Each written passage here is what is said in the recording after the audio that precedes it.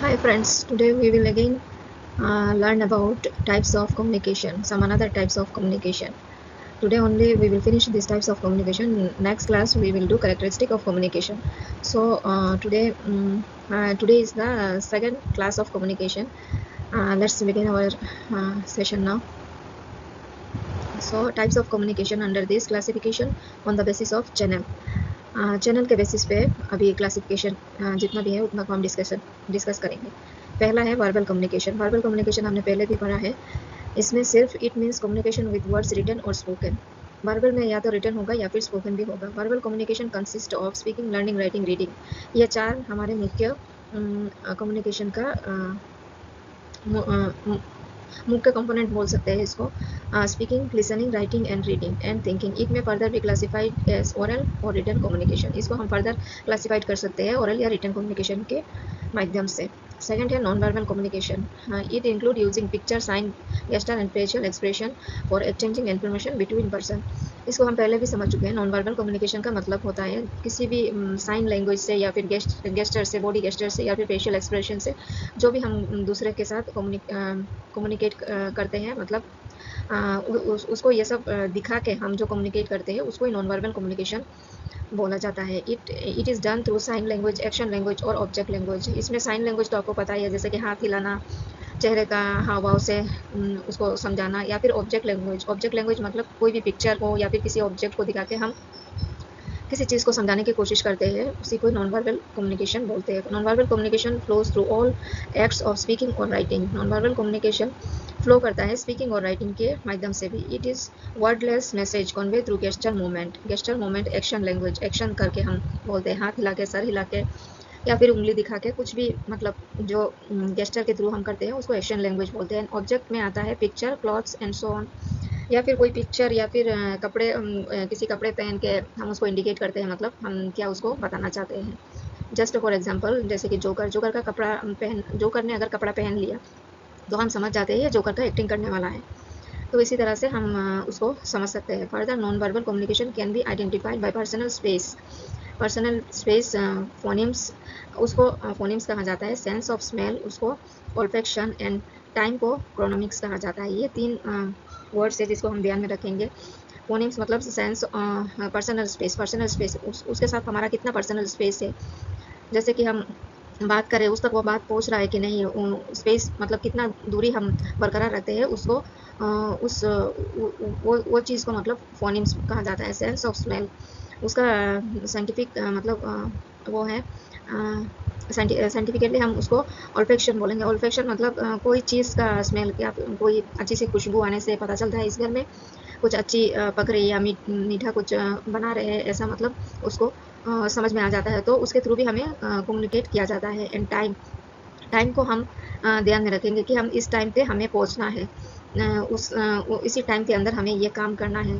तो टाइम से भी हम किसी को कम्युनिकेट करते हैं कि हम इस टाइम तक इतना काम करके हम फिनिश कर लेंगे। तो टाइम भी हमें कम्युनिकेट करता है, इसको हम प्रोनोमिक्स बोलते हैं। नेक्स्ट चलते हैं अगले में। ये भी चैनल का ही वो है, पार्ट है meta communication. Meta communication, here the speaker choice of words, choice of word unintentionally communicates something more than what the actual words state. For example, flattering remark like "I have never seen you so smartly dressed" could also mean that the regular attire of the listener needed improvement. मतलब क्या, हम किसी को देखते हैं, देख के फिर बोलते हैं कि आप आज इतने इतने अच्छे लग रहे हो, इतने स्मार्ट लग रहे हो, लेकिन पीछे से हमें मतलब उसका मतलब कुछ और ही होता है कि हम उसको कुछ और बोलना चाहते हैं, लेकिन उसको सामने देख के मतलब हम उसकी तारीफ करते हैं।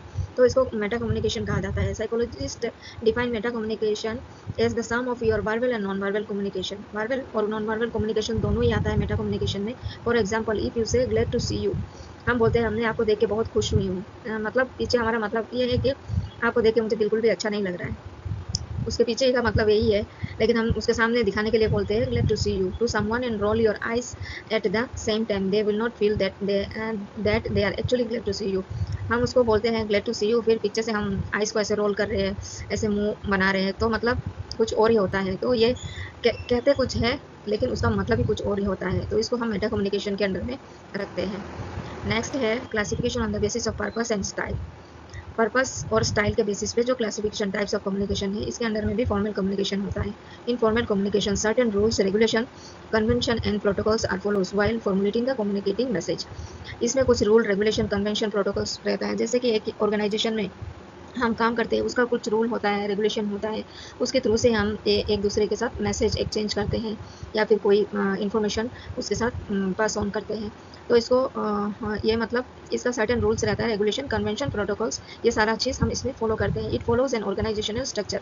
इसमें एक ऑर्गेनाइजेशनल स्ट्रक्चर रहता है, जैसे कि हायरार्की लेवल, हायरार्की से ऊपर बॉस से लेके फिर नीचे जितने भी सबऑर्डिनेट है, सब तक जो बातें मतलब कम्युनिकेशन जो पहुंचता है, जो इन्फॉर्मेशन पहुंचता है, उस तरह का स्ट्रक्चर हम मेंटेन करते हैं। इट कैन बी अपवर्ड और डाउनवर्ड अक्रॉस हायरार्की और ऑथोरिटी लाइंस। ये कभी कभार हायरार्की ऊपर से नीचे आएगा या फिर नीचे से ऊपर तक भी जाएगा। इट कैन बी अपवर्ड और डाउनवर्ड अक्रॉस हायरार्की और ऑथोरिटी लाइंस। ये कभी ऊपर से नीचे तक आएगा या फिर नीचे से ऊपर तक। मीन्स जो भी ऑर्गेनाइजेशन के हेड है उनके तरफ से नीचे लेवल सबऑर्डिनेट जितने भी हैं उन तक जो इन्फॉर्मेशन पहुंचाया जाता है, या फिर सबऑर्डिनेट से लेके ऊपर तक जो मैसेज पहुंचता है। तो इसको हम इसी तरह से समझेंगे फॉर्मल कम्युनिकेशन या फिर ऑर्गेनाइजेशन स्ट्रक्चर में ये आता है।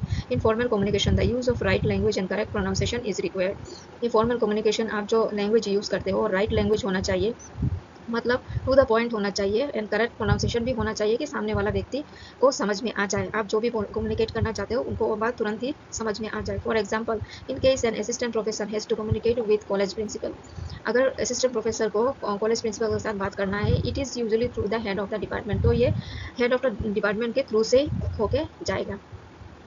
नेक्स्ट है पर्पस एंड स्टाइल के अंडर में informal communication. Informal communication channel exist along with the formal communication channels in any organization. Informal communication के अंडर में होता है channel exist along with formal communication channel in any organization. It mainly address the social need of the employees. तो organisation के under में ही social needs, employ का जो social needs है उसको ध्यान में रखते हुए इनफॉर्मल कम्युनिकेशन किया जाता है। It is interpersonal and mainly face to face with the use of body gesture. It happens among friends and family. सो ये जो इंटरपर्सनल मेनली जो कम्युनिकेशन होता है वो फेस टू फेस होता है और कभी कभार बॉडी गेस्टर से भी होता है। It is mainly happen with friends and family. Informal communication there are no formal rules and regulation for communication.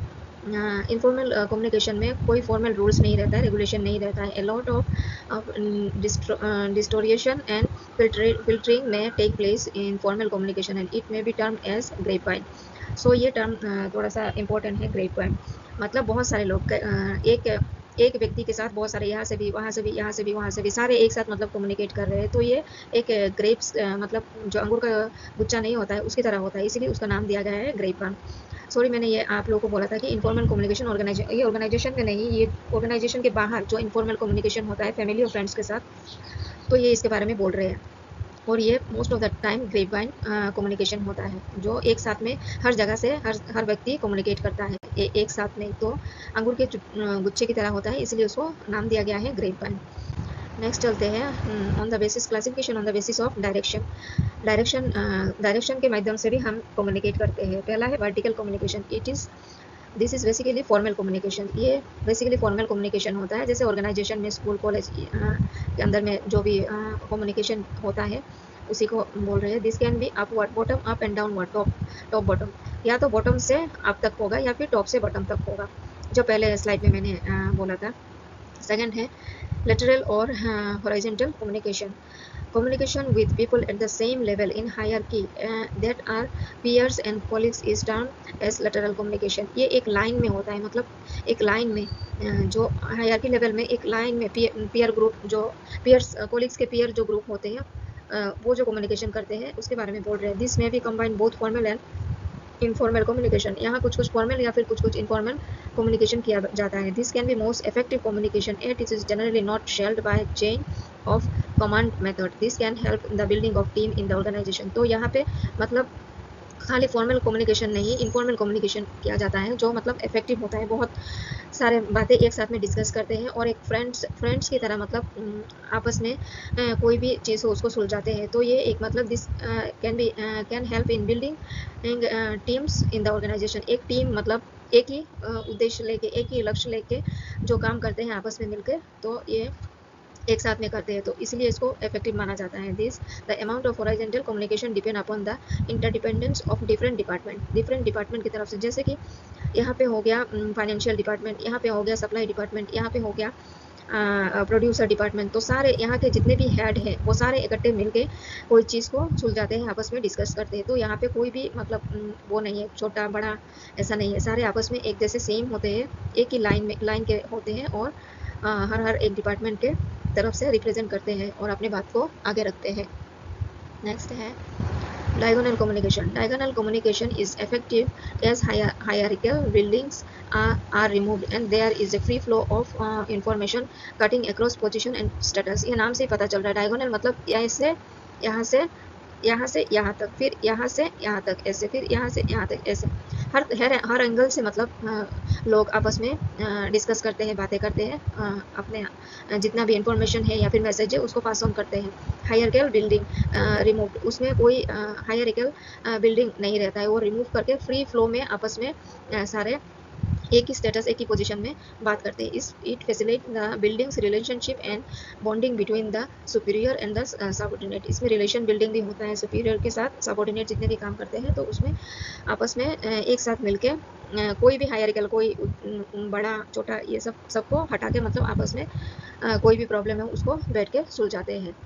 Then हमारा ऑलमोस्ट टाइप्स ऑफ कम्युनिकेशन यहाँ तक ख़त्म होता है। कुछ और टाइप्स ऑफ कम्युनिकेशन है जिसको मैंने अदर टाइप्स ऑफ कम्युनिकेशन में रखा है, कभी कभार यहाँ से भी क्वेश्चन आ जाता है इसलिए।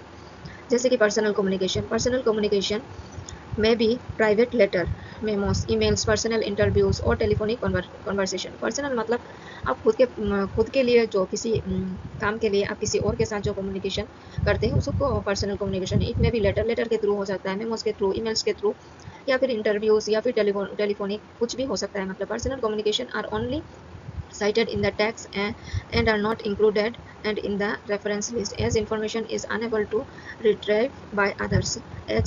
Example between friends occur on your own time.